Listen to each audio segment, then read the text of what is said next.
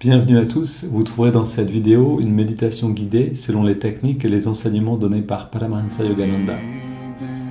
Ces enseignements sont basés sur des vérités universelles et n'appartiennent à aucune religion en particulier. La tradition yogique dont ils sont issus les met au service de l'humanité tout entière. Si vous voulez profiter pleinement de cette expérience, prenez le temps de passer par chacune des techniques guidées ici. Elles permettent tout ensemble de mieux goûter à ce que l'on appelle l'état de méditation. Cette vidéo contient également une technique de préparation à la méditation appelée Yogoda, qui sert à la fois à nous recharger en énergie et à développer la perception de celle-ci. Pour apprendre cette technique, ouvrez la liste de lecture Apprendre Yogoda. Selon la tradition transmise par Yogananda, un chant précède immédiatement la méditation afin d'orienter nos pensées et nos sentiments vers une fréquence propice. Pour sauter cette introduction la prochaine fois ou pour aller directement au début de la méditation guidée, voyez les repères indiqués dans la description de la vidéo ou dans la barre de lecture. Si vous appréciez le contenu de cette vidéo, vous pouvez nous aider en vous abonnant et en ajoutant un pouce. Ananda Francophone vous souhaite une belle méditation.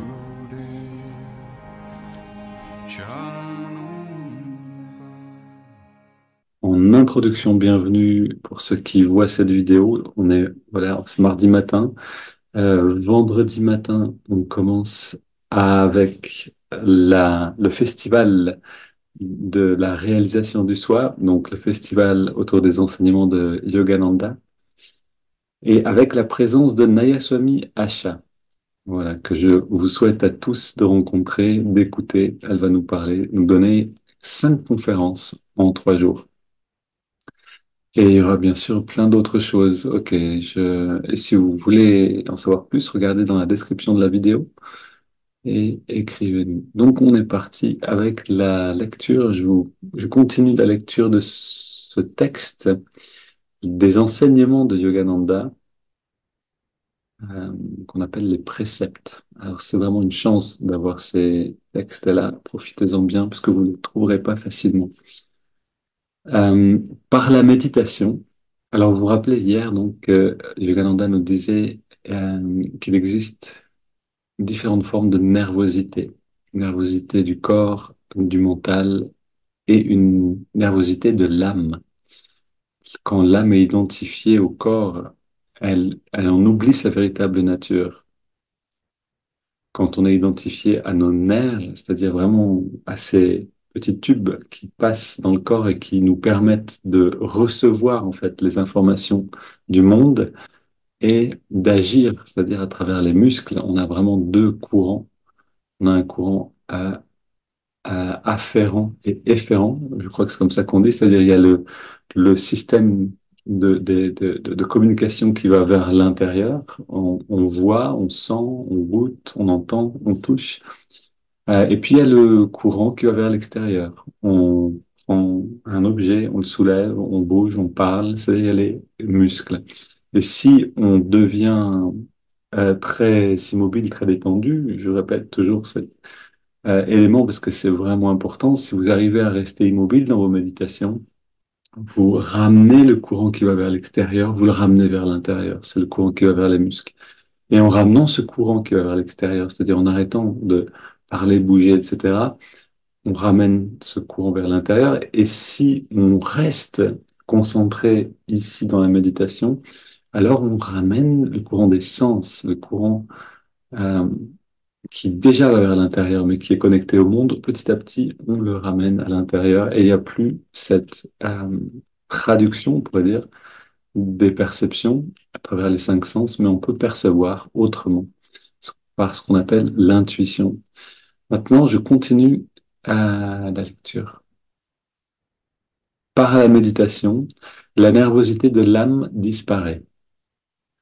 La nervosité physiologique peut être détruite. Alors, la nervosité du corps, ok, peut être détruite en mangeant plus de fruits et d'autres bons aliments, sans excès.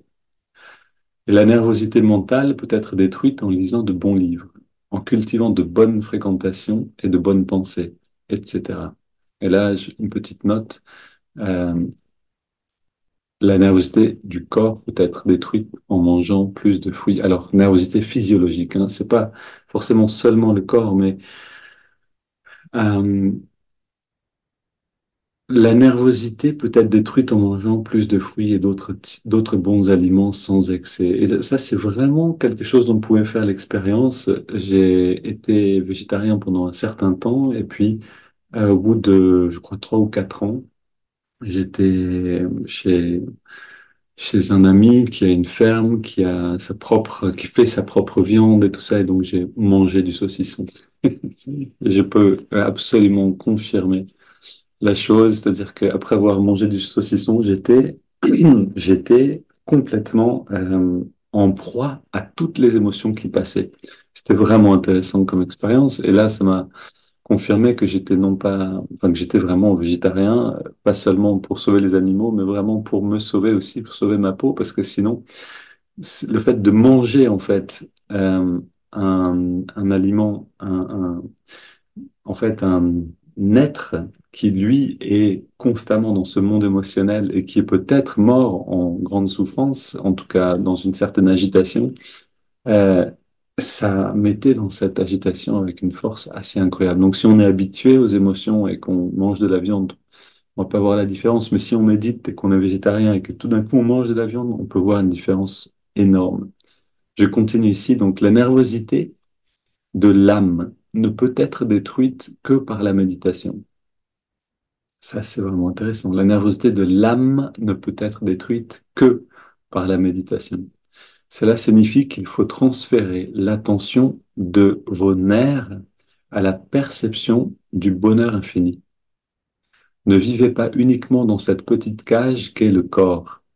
Vous êtes à la fois dans la cage et à l'extérieur de la cage.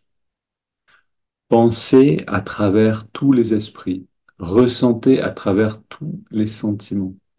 Travaillez à travers toutes les mains. Pourquoi ne pas le faire? C'est en fait la réalité. Donc, ce qui est dit ici, hein, vous êtes à la fois dans la cage du corps et à l'extérieur de la cage. Mais ça, on n'en est pas conscient. En général, on est seulement conscient d'être à l'intérieur du corps. Parce que on est pris par le système nerveux et les impulsions, donc les stimulations du système nerveux, les objets des sens. Le monde nous empêche, ou plutôt la perception du monde et notre identification à cette perception nous empêche de voir qu'on n'est pas seulement dans la cage, dans le corps, mais aussi à l'extérieur. Et donc, en fait, on est aussi... Une fois, il y avait ce passage, je ne sais plus dans quel livre j'ai trouvé, je crois que c'est la biographie écrite par Swami Kriyananda, la biographie de Yogananda écrite par Swami Kriyananda, très intéressante.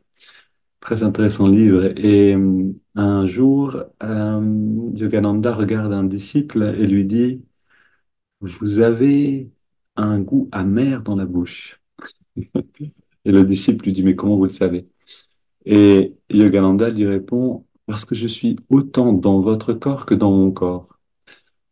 Et, et c'est la réalité qui nous attend. C'est-à-dire, si on peut, en fait, comme le dit la Bhagavad Gita, couper l'arbre à la racine. Elle parle de cet arbre inversé.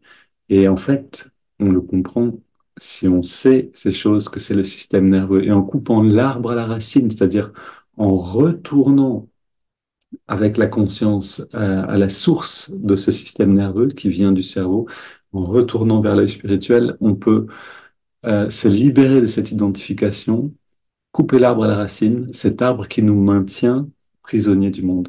Et là, en fait, on peut aussi connaître cette liberté d'être à la fois dedans et dehors, de ne plus être confiné à une personnalité et à un endroit seulement. Je continue encore un peu. La méditation consiste à transférer votre attention du faisceau de sensations, donc les sensations du corps, du faisceau de sensations à la nature infinie qui est votre véritable moi. Chaque nuit, Dieu détourne votre attention de ces tubes nerveux, de ces tubes du système nerveux, et vous fait oublier toutes les sensations du corps. La méditation est très importante dans le bon sens du terme, de la manière dont la réalisation du soi l'enseigne. Libérez votre conscience de la nervosité mortelle. Ceux qui restent dans le soi, donc qui habitent dans le véritable soi, ne ressentent aucune sensation dans le corps. Si vous méditez, vous sentirez que derrière votre force musculaire, il y a une plus grande puissance, que vous n'êtes plus un petit homme, un humain. Dès que les nerfs contrôlent l'esprit, votre âme est contrôlée par les nerfs et les choses matérielles. Et c'est ainsi que vous produisez les malheurs qui vont de pair avec les choses matérielles. Alors, avec ce texte, on peut comprendre pourquoi on peut arriver à des extrêmes comme ça dans certains moments du christianisme. Le monde, c'était le diable, le corps, c'était le diable, etc. Si je résume, hein, vous voyez ce que je veux dire, c'est-à-dire on rejetait toutes ces choses-là. Alors le chemin proposé par la réalisation du soi et le Sanatana Dharma de manière plus large, c'est un chemin euh, plus équilibré dans le sens où, oui, on est identifié à ce corps et on est limité par ce corps, par cette identification plutôt, pas par le corps, mais par l'identification. Et l'idée ne consiste pas donc à rejeter le monde en le condamnant. Ce corps, il est mauvais, ces émotions, elles sont mauvaises, ces interactions, elles sont mauvaises. Non, pas du tout, parce que ça nous fait passer d'un extrême à l'autre, en fait. Soit on est complètement identifié avec le corps, soit on est complètement identifié avec le rejet du corps. Ça revient au même. Mais ce dont on a besoin, c'est d'arriver à un juste milieu, c'est-à-dire tout en continuant de vivre dans le monde, tout en continuant d'obéir aux impératifs du corps et du mental. C'est-à-dire on a besoin aussi d'un équilibre relationnel pour se sentir bien, on a besoin d'un équilibre alimentaire, on a besoin d'un équilibre entre le travail et la détente, on a besoin aussi de s'amuser, etc.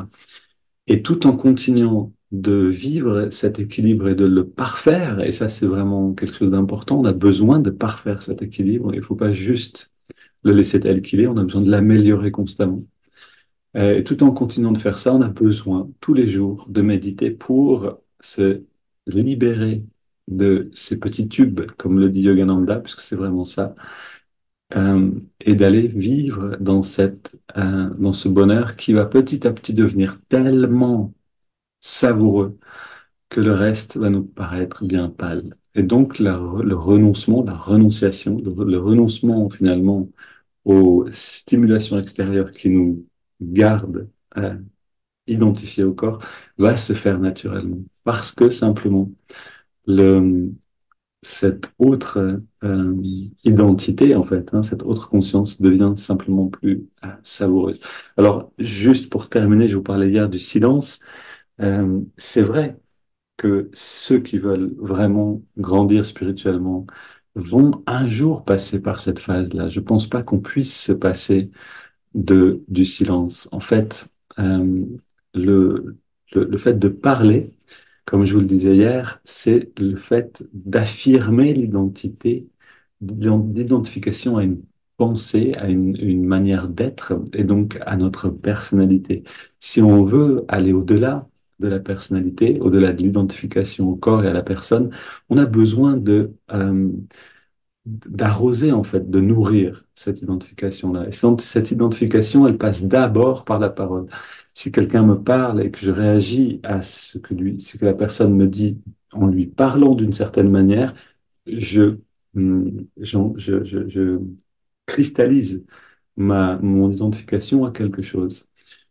Si je suis très conscient de moi-même et que je vois que la personne me parle d'une manière, mais que je choisis de quelle manière je vais répondre parce que ce sera plus juste et parce que je suis libre de toute réaction, alors c'est très bien de le faire. Mais tant que je suis dans une réaction automatique, et c'est en fait notre condition, on va dire, normale, euh, alors j'ai besoin de faire des pauses, des grandes pauses avec cette identification-là. Et donc le fait de rester en silence, c'est le moyen le plus facile en réalité de se mettre à l'abri d'une constante réidentification à la personnalité. Si je m'irrite, par exemple, si je sens de l'irritation à l'intérieur et que je parle, j'affirme que je suis cette irritation et cette émotion-là. Si je suis triste, par exemple un peu déprimé, et que je parle de cette dépression, j'affirme cette dépression. Si je suis euphorique et que je parle pour exprimer cette joie, mais un peu incontrôlée, alors j'affirme cette identification.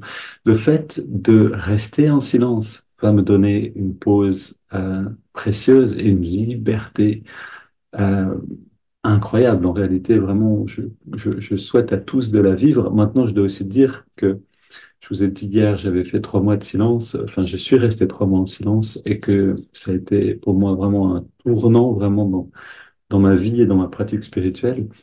Euh, mais je dois dire aussi qu'on doit y aller progressivement. C'est-à-dire que si vous vous dites, OK, c'est parti, alors je reste 1 an en silence ou sans avoir fait avant une journée de silence ou une demi-journée de silence, puis petit à petit 2 jours de silence, puis une fois 1 semaine de silence. Si vous y allez d'un seul coup, ça peut être euh, assez difficile parce qu'on va avoir toutes nos dépendances qui vont venir d'un seul coup et ça peut être finalement contre-productif. OK. Je m'arrête ici. On va justement réveiller l'énergie dans le corps. On va ressentir cette énergie pour petit à petit faire passer l'identification du corps physique à celle du corps d'énergie. Ça nous donne déjà une grande liberté. C'est parti, on se lève pour Yogoda. Ok, on ouvre une fenêtre et c'est parti. Vous voyez, on refait chaque jour les mêmes choses, les mêmes gestes même, hein. On ouvre une fenêtre et c'est parti. Mais on essaye en même temps de refaire, de rentrer dans cette répétition exacte finalement des mêmes choses, de ressentir une liberté à l'intérieur. C'est par la répétition qu'on va trouver une forme de liberté intérieure. C'est parti. Ô Esprit infini, recharge notre corps avec ton énergie cosmique, notre mental avec ta concentration et ta détermination, notre esprit avec ta sagesse et notre âme avec ta joie toujours nouvelle. Éternelle jeunesse du corps et de l'esprit, demeure en nous pour toujours. Bras tendus vers l'avant, inspire, on contracte tous les muscles. On remplit les petits tubes d'énergie.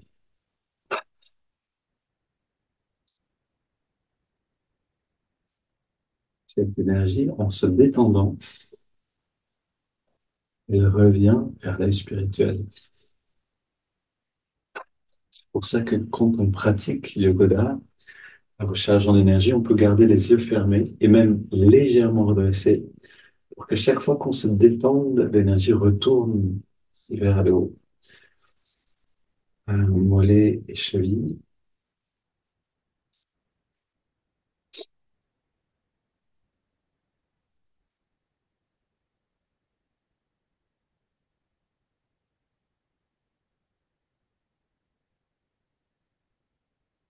Avant-bras, mollet gauche. Biceps.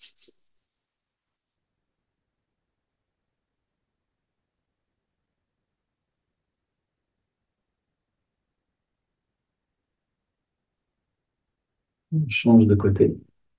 On augmente l'intensité.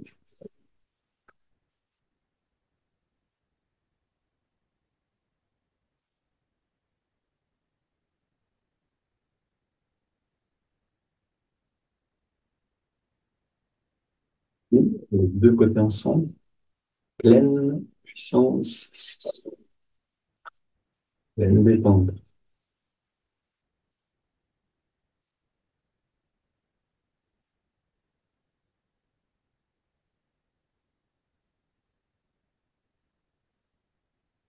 On continue. Face gauche, poitrine à gauche. Et on relâche. Ouais.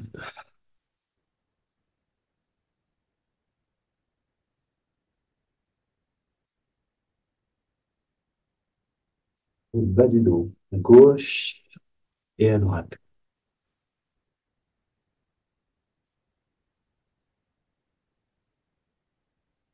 Au milieu du dos. À gauche et à droite.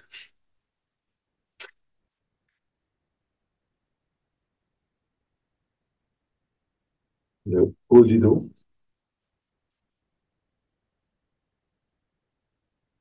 Alors, une chose qui nous aide aussi, c'est de visualiser l'énergie qui vient remplir les muscles. Ça va nous aider petit à petit à la ressentir très clairement. Ici, les épaules, le cou, et à gauche et à droite. Intérieurement, vous pouvez voir les parties du corps et l'énergie comme une lumière qui vient éclairer les muscles qu'on contracte. Ici, la nuque,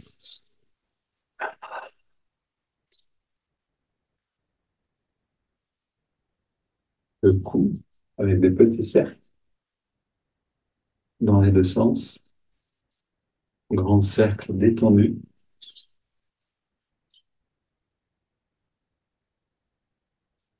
twist du bas du dos,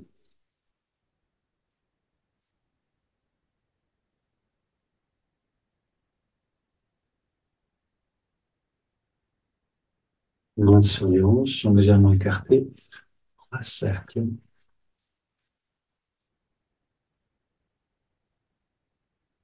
et dans l'autre sens, en engageant bien les muscles, et toujours on peut voir intérieurement ces muscles qui sont éclairés par l'énergie qui les traverse. On pousse vers la gauche et vers la droite.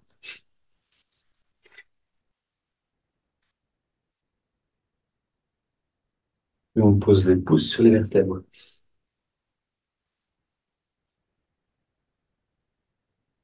Et rentrer la conscience dans la colonne. Bras tendus.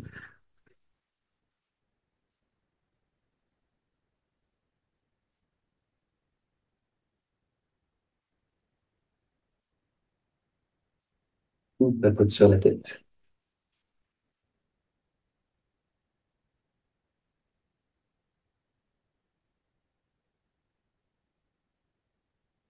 On réveille le cerveau, on réveille l'énergie dans la tête et on masse le cuir chevelu pour le faire bien circuler.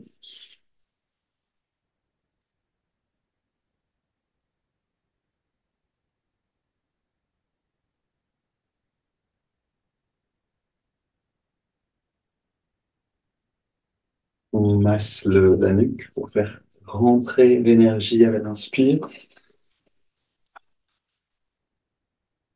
Et encore. Ici, vous pouvez visualiser l'énergie qui rentre et observer le changement de l'expérience. Je trouve que c'est un très bon moment pour imaginer l'énergie.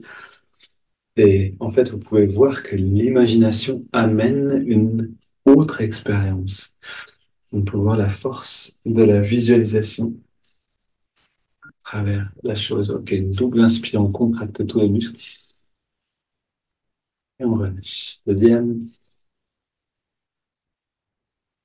troisième. Maintenant, juste le pied gauche. Et on le relâche complètement. Le pied droit, comme si on saisissait le sol et on relâche. Le mollet gauche et on relâche. À droite, la cuisse gauche et droite. Fesse gauche et fesse droite. Bas du ventre, haut du ventre. Avant-bras gauche, avant-bras droit. Biceps à gauche, à droite. Poitrine, les deux côtés, le cou, gauche-droite, devant. Et la nuque. Puis on contracte le pied gauche. On ajoute le pied droit, le mollet gauche et le droit, cuisse gauche, cuisse droite, fesse gauche et droite, bas du ventre, les avant-bras, les biceps, la poitrine, une double inspire, tous les muscles. On relâche juste le cou et la poitrine, droite et gauche, biceps droit et gauche, avant-bras droit et gauche. On garde le reste bien contracté, puis on relâche le haut du ventre, le bas du ventre, fesse droite, gauche, cuisse, mollet et les pieds. Une double inspire, on recontracte tous les muscles. On relâche. Deux fois encore.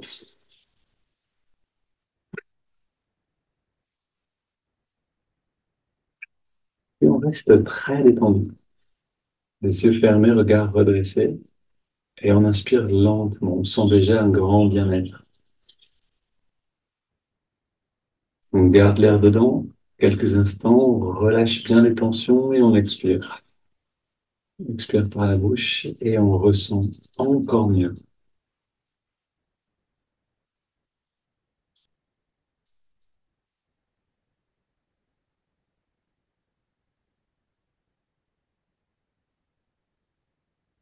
Voilà, j'ai envie de rester simplement là, à ressentir. C'est le signe que la conscience passe du corps limité, physique, au corps d'énergie, qui est beaucoup plus grand déjà et très agréable à ressentir.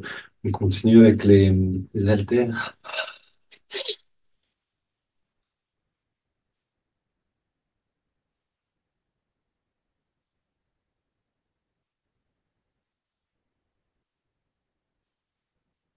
Et vous pouvez faire cette expérience quand vous êtes, si vous sentez une douleur quelque part dans votre corps, essayez de faire passer la conscience vers le corps d'énergie. Et alors, la douleur disparaît.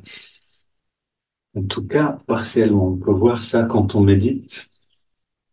Si vous avez une douleur quelque part et que vous méditez, au lieu de changer la posture, amenez toute l'attention à la jonction des sourcils avec beaucoup d'intensité.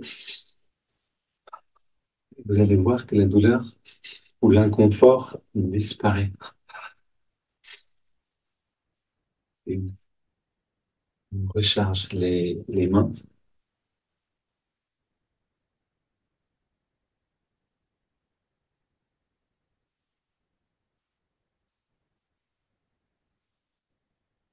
Continuez.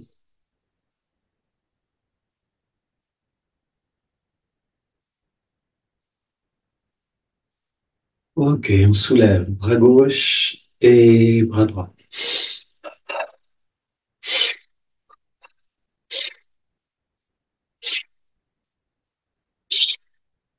Puis latéralement.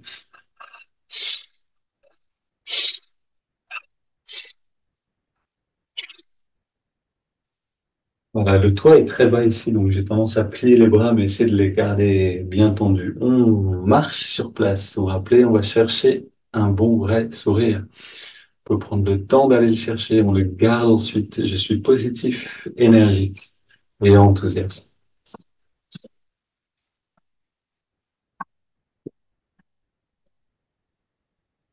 On court sur place.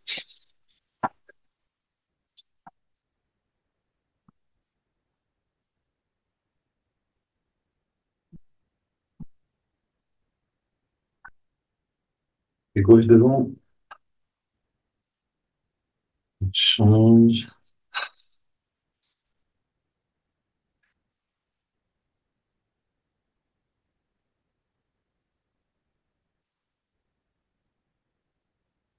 Et on soulève derrière, bras tendus. On relâche devant. Encore.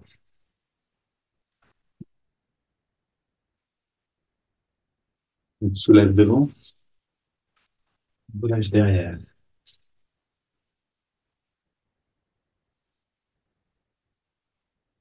On prend une grande inspire. Expire complètement, on vide les poumons et on fait rentrer le ventre à l'intérieur.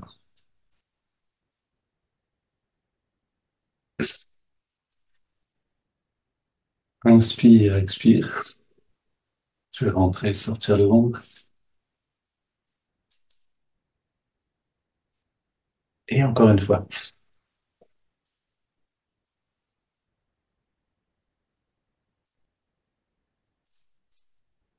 Et on se redresse.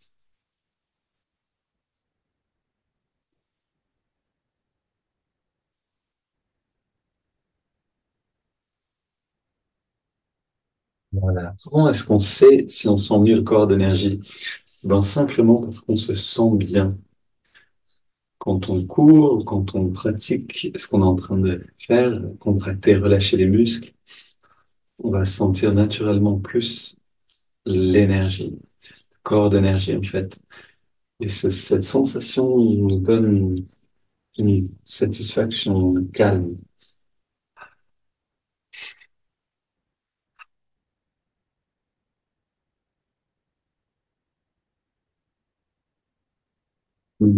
les hanches,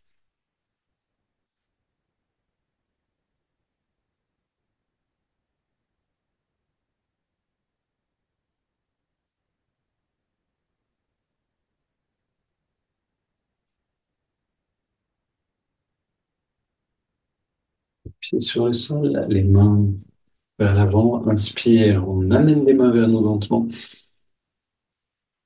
La poitrine en restant détendue et expire. On les ramène vers l'avant, ressentant l'expansion du bien-être.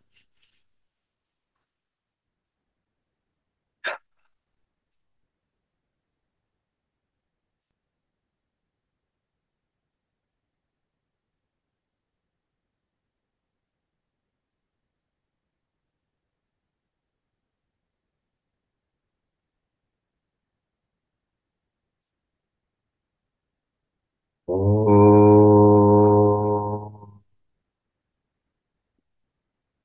On relâche tout, se détend un instant. On essaye d'effacer le corps en se détendant très profondément. En amenant l'attention à la jonction des sourcils. On rassemble les courants dans le système nerveux et on les encourage à remonter.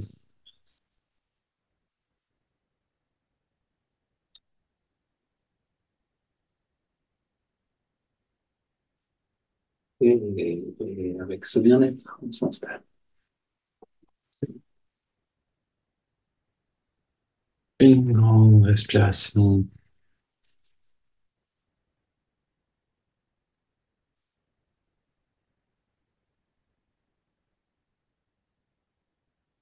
Peut-être qu'on se sent déjà si bien.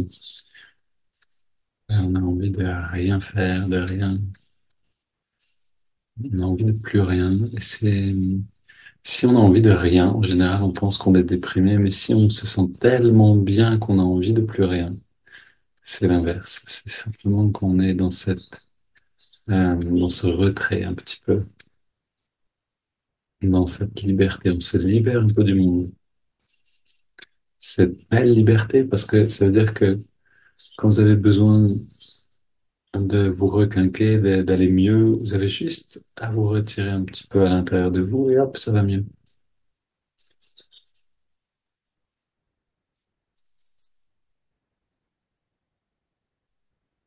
Le pouvoir d'être heureux. Voilà le vrai grand pouvoir qu'on essaie d'atteindre, qu'on atteint petit à petit avec cette pratique. Alors, colorions le cœur, donner une belle couleur.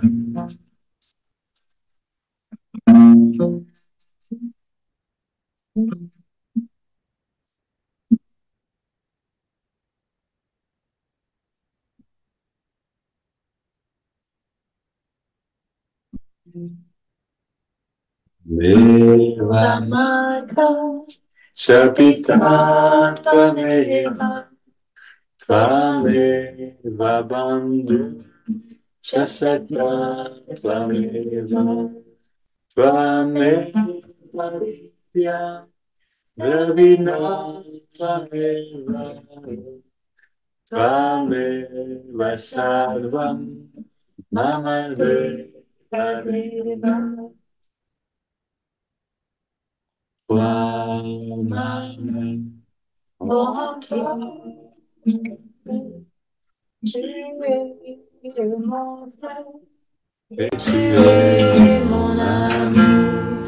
En toi, ma sagesse, en toi, ma richesse, tu es mon tout, en toi, la lumière.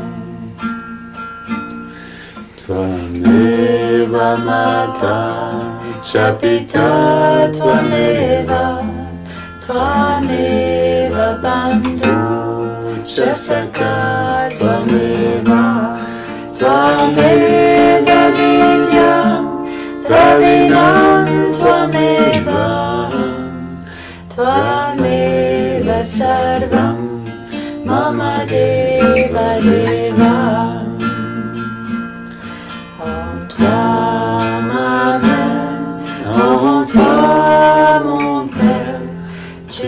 es mon frère et tu es mon ami.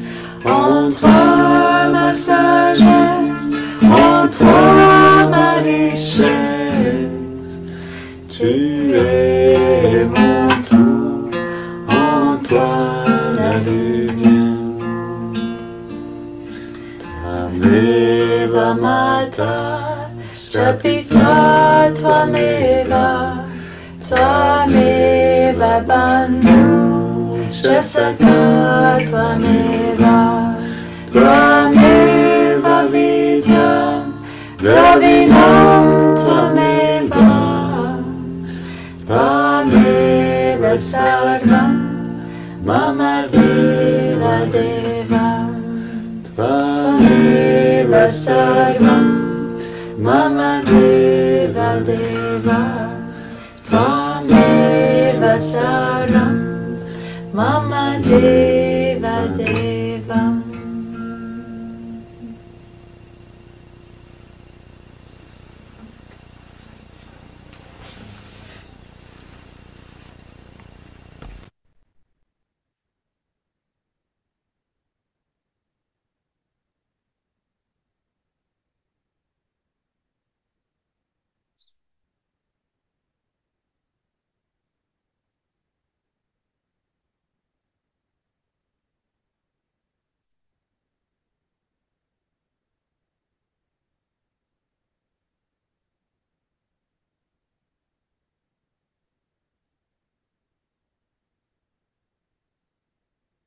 Et le plus facile pour goûter à ce sentiment que le chant réveille, c'est de respirer. La respiration est le véhicule des sentiments. De prendre quelques respirations profondes et voir la couleur donnée par le chant.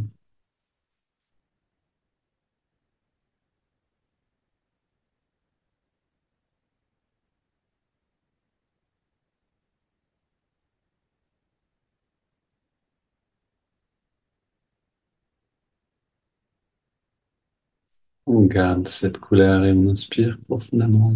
On entrelace les doigts sur l'inspire. Et à l'expire, on amène les mains vers l'avant, on arrondit le dos et on sent l'étirement. Inspire, on étire vers le ciel. Expire, on se penche vers la gauche. Inspire au centre. Expire vers la droite. On revient au centre et on se tourne vers la gauche. On pose les mains et on va le plus loin possible dans la rotation. On respire bien profondément et on revient au centre. Inspire, on étire vers le ciel à nouveau. Expire, on se tourne vers la droite.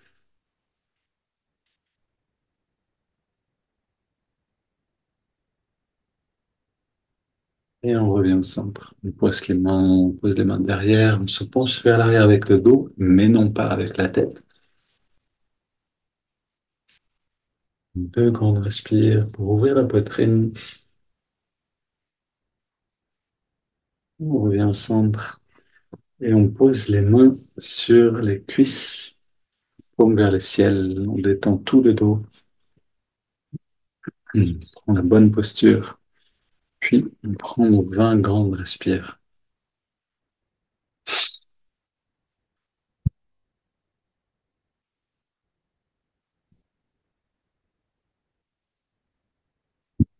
On avance très tranquillement.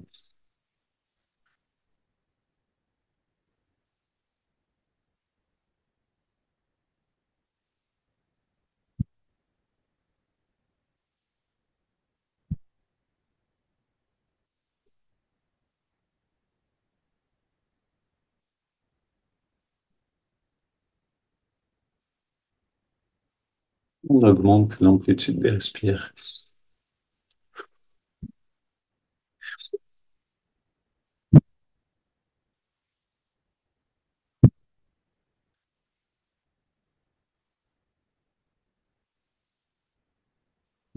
au maximum de l'amplitude et de l'intensité pour les 5 dernières.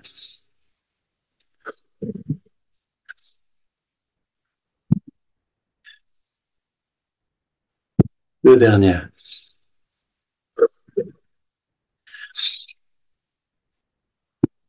On inspire, mais lentement, et on garde l'air à l'intérieur.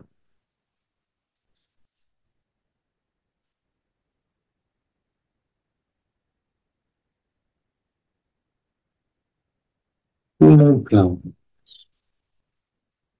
On se détend complètement autant que possible.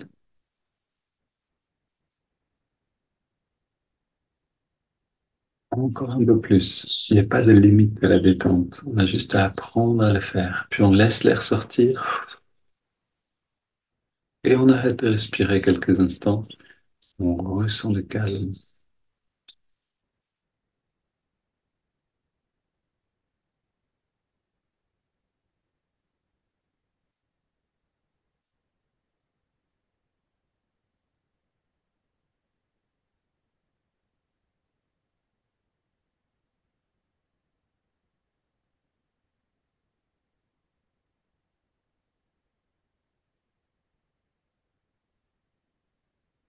On inspire à nouveau, bien sûr, avant, si vous avez besoin de respirer avant. On garde l'air dedans, on rentre le ventre, on contracte le périnée, on redresse le regard. On relâche tout et on expire. Maintenant, ressentons la, l'effet de ces 20 respires, mais aussi de l'impulsion ascendante. On a donné une direction ascendante à l'énergie.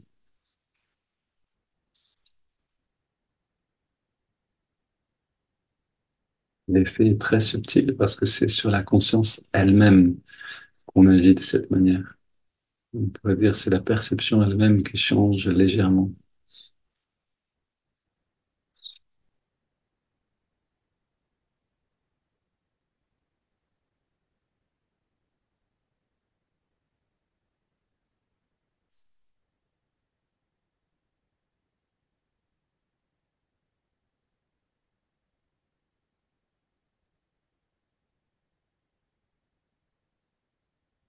Et on prend une double inspiration par les narines.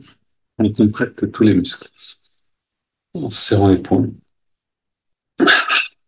Double expire, on relâche tout, on se détend et on recommence. Une dernière.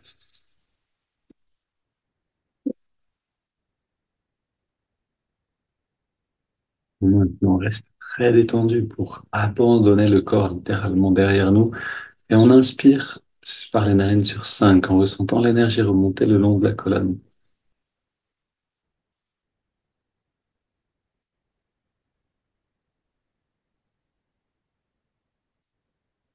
On garde l'air dedans. On centre l'attention, la fonction des sourcils pour amener l'énergie dans l'œil spirituel.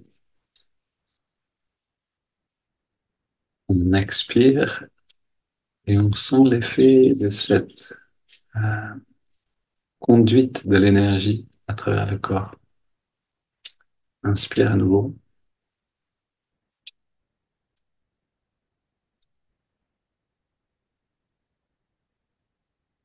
On garde l'air dedans.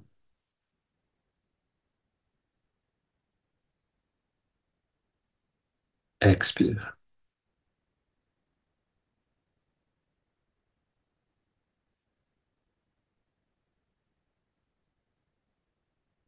Inspire.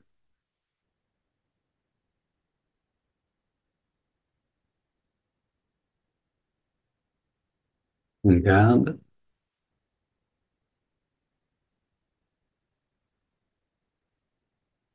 Expire.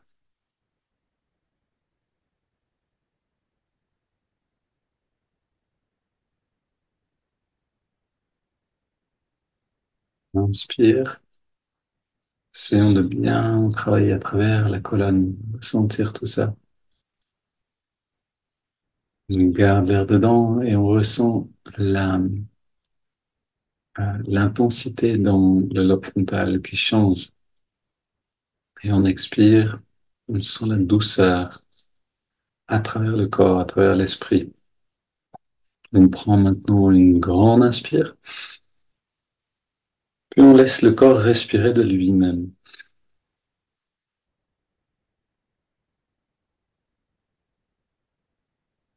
Là, on est aussi détendu et immobile que quand on dort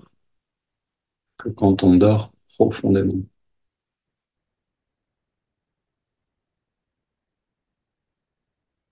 Par contre, on est très présent. Le regard légèrement dressé nous aide à rester complètement alerte.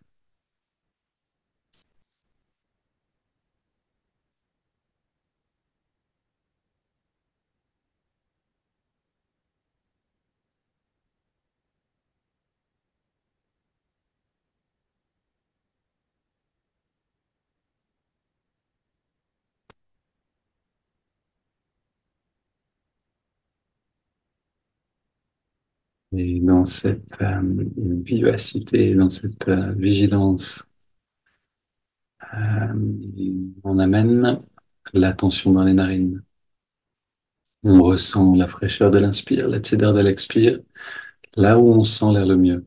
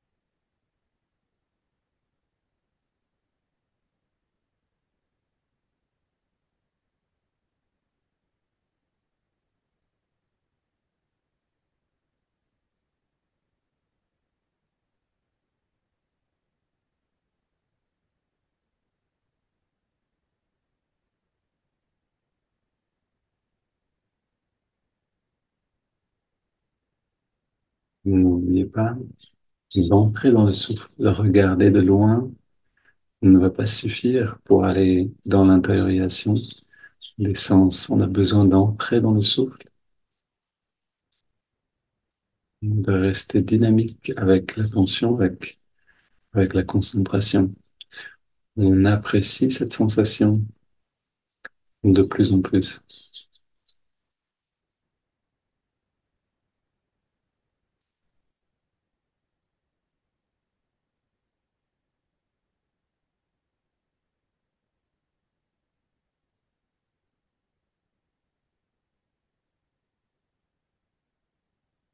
On ajoute le mouvement de l'index de la main droite.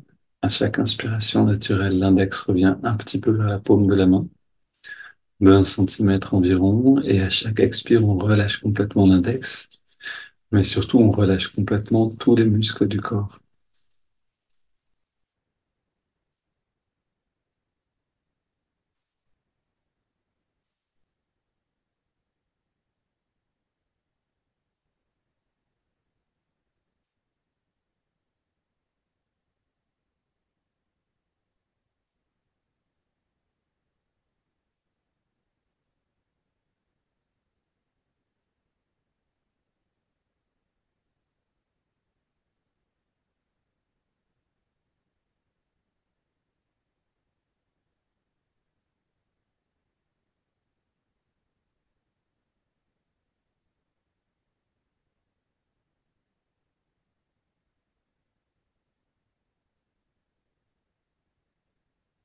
Et si on prend le temps de soigner chaque technique, c'est-à-dire l'observation du souffle, de vraiment rentrer dans le souffle, le mouvement du doigt, de vraiment détendre le corps au maximum à chaque expire, alors on va aller rapidement.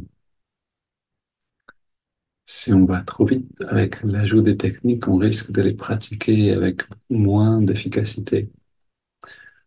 Maintenant, ajoutons le mantra Hong So. Hong qui accompagne l'inspire naturelle, So l'expiration naturelle.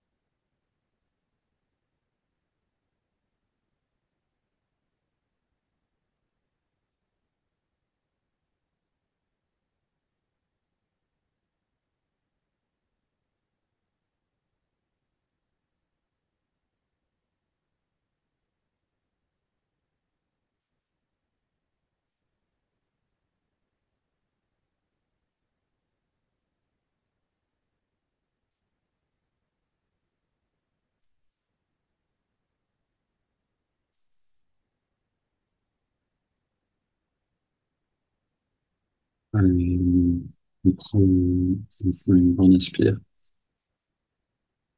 On expire en 3 fois, quelques secondes sans respirer. Et on laisse le corps reprendre à son rythme et on abandonne toute technique, tout effort de concentration. Au contraire, on observe simplement tout ce qu'on peut percevoir et avant tout le bien-être intérieur.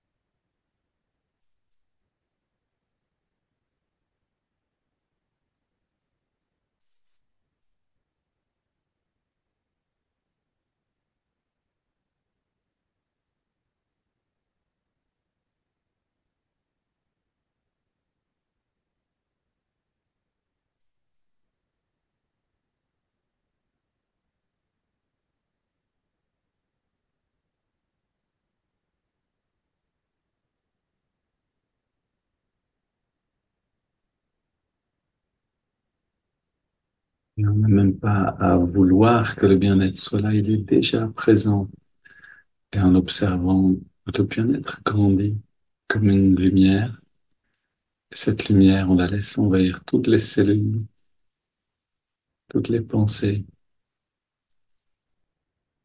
et finalement déborder au-delà du corps.